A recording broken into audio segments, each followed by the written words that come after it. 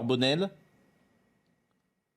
Bonjour Pascal Pro, vous m'entendez correctement? Vous êtes sur le terrain, dans le Donbass. Je voudrais que vous nous donniez les dernières informations de ce qui se passe sur le terrain. Alors oui, je vais vous les donner tout de suite, mais il ne faut pas oublier que depuis 2014, cette guerre a débuté. Dans le Donbass, ça est le berceau là où je me trouve. Les gens ici sont épuisés. Il y a eu beaucoup de morts, beaucoup de décès, beaucoup de massacres. L'aviation a pilonné le Donbass en 2014, l'aviation ukrainienne. Et aujourd'hui, le point est le suivant. Ça continue. Des villages comme Gorlovka, où j'étais hier et avant-hier, sont également visés par des tirs, des grades, etc. Il y a des blessés, il y a des morts que je filme quotidiennement, que je photographie également, pour garder ça en témoignage. Je n'ai aucun message politique, mais sachez simplement que depuis une semaine, on parle de ce conflit, mais il dure depuis 8 ans. Il y a eu 13 000 morts. 13 000 morts. Les gens sont épuisés, ils se sentent tous ukrainiens. Et ce que je peux vous dire, c'est qu'ils sont très surpris que l'Europe se rende compte de la situation. Alors que pour eux, cette situation de bombardement, c'est de vivre dans des caves, etc., de recevoir l'artillerie lourde fréquemment. Je l'ai documenté en 2015. Pour eux, c'est un quotidien depuis 2014, je le répète. Ensuite, je vous interromps parce qu'il y a effectivement tout le monde ne comprend pas la situation aussi précisément, évidemment, que vous la vivez depuis de nombreuses années. Vous avez dit, et ça m'a surpris, tous les gens se sentent ukrainiens. Et vous avez rappelé que les bombardements étaient ukrainiens il y a quelques jours. Absolument. Mais quelque chose de grave que visiblement a échappé. La population du Donbass en 2014 a été ciblée par son propre gouvernement. La population russophone a été bombardée par le gouvernement de Kiev. Oui, voilà. J'ai toutes les preuves, donc je pourrais vous les fournir en rentrant en France. J'ai les images. J'ai un film là-dessus. C'est incontestable. Mais aujourd'hui, les bombardements ou les exactions, elles sont russes ou elles sont ukrainiennes? Du côté où je suis, elles sont ukrainiennes. Les Russes sont au cœur du pays.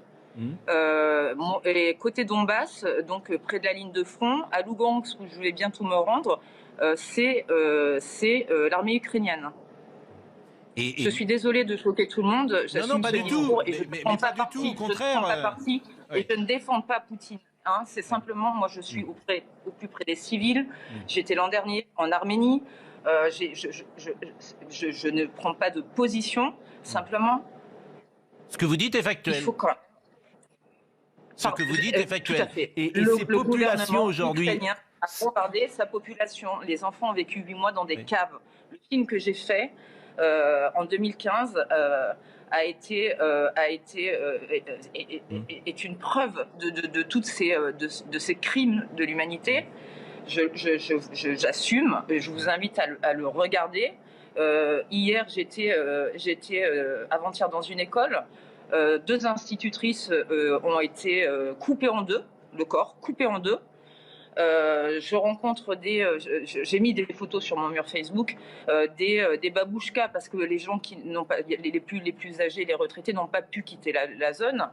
Donc les civils sont touchés, soit par l'artillerie lourde, soit par des grades. Enfin bon, je suis pas une spécialiste de l'armement. En tout cas, je vous confirme qu'ici, dans la région du Donbass, côté russophone, encore aujourd'hui, ça bombarde. Hier, Donetsk a été touché. Et c'est évidemment le pouvoir central ukrainien, selon vous, qui déclenche ces bombardements. Alors, ce que je vous propose, est-ce que vous pouvez rester avec nous? Parce qu'on va recevoir Bernard-Henri Lévy dans quelques secondes, actuellement dans le Donbass. Et je voulais que vous interveniez simplement sur une nouvelle fois dans cette discussion, parce que vous nous donniez des informations qui vont sans doute surprendre ceux qui nous écoutent, puisque le Donbass, et vous le disiez tout à l'heure, est bombardé par les forces ukrainiennes Alors, depuis des années. je C'est vais une vous dire, forme de guerre civile qui est mise en place. 13 000 morts depuis 2014. 13 000 morts depuis 2014. Des chiffres, le 26 mai, le gouvernement de Kiev a bombardé sa population. Monsieur Bernard-Henri Lévy, vous la voyez cette photo, c'est celle que j'ai prise avant-hier. Donc voilà ce qui se passe dans le Donbass. Donc je suis d'accord avec vous, il faut arrêter cette guerre. Et regardez cette institutrice, vous la voyez là, coupée en deux. Je vous propose de peut-être... Ça, c'est les forces ukrainiennes. Bon, je continue parce que vous allez voir ce que c'est la guerre. Ça, c'est les abris, ça date d'hier. Hein.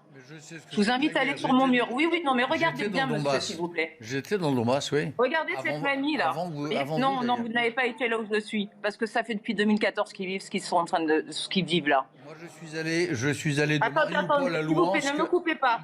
Regardez. Parce qu'à un moment donné, il faut avoir le courage de dire les choses. Non, mais j'entends ce que vous dites, Anne-Laure Bonnel, mais moi, ce qui m'intéresse... Je comprends, là, mais voilà ce qui se passe dans le Donbass. Vous voulez voir ce qui se passe dans le Donbass? Voilà ce qui se passe dans le Donbass à Donetsk. Chacun a compris. Je suis pour que cela s'arrête sans délai. Bon, ce qui m'intéresse, chacun a compris votre message. Je comprends qu'on n'a pas l'habitude de montrer la réalité de la guerre, mais la guerre, c'est pas une statistique. Anne-Laure Bonnel, c'est des morts, c'est vous avez raison. Je comprends votre émotion, et vraiment, mais simplement, moi, je veux comprendre pourquoi Zelensky, puisque c'est Zelensky, bombarde-t-il depuis 2014 les Ukrainiens du Donbass? Mais je ne suis pas d'accord avec